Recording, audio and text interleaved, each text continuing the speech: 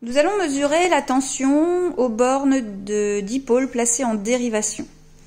Pour cela, nous prenons un générateur que nous branchons en dérivation sur la lampe et nous prenons une résistance en dérivation sur la lampe.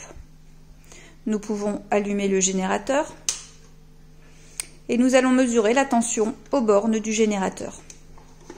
Pour cela, on utilise un voltmètre que l'on place en dérivation.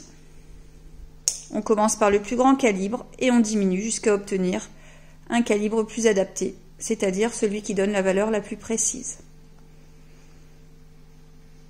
On mesure maintenant la tension aux bornes de la lampe.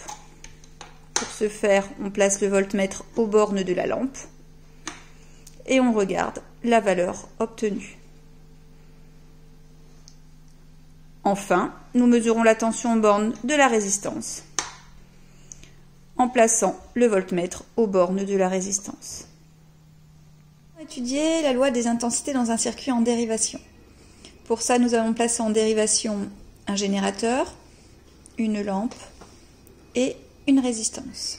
Nous allons mesurer l'intensité du courant qui sort du générateur, mais avant tout, nous allons tout allumer et fermer le circuit.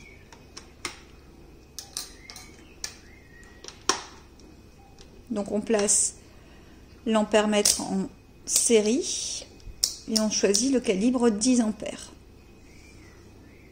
Nous allons mesurer maintenant l'intensité du courant dans la première branche dérivée, c'est-à-dire celle de la lampe.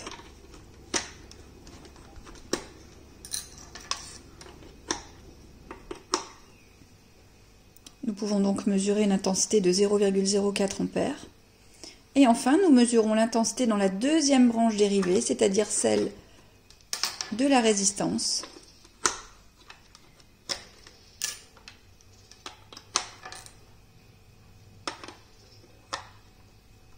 Et vous pouvez lire la valeur de 0,09 ampères. Enfin, il nous reste à mesurer l'intensité qui arrive dans le générateur.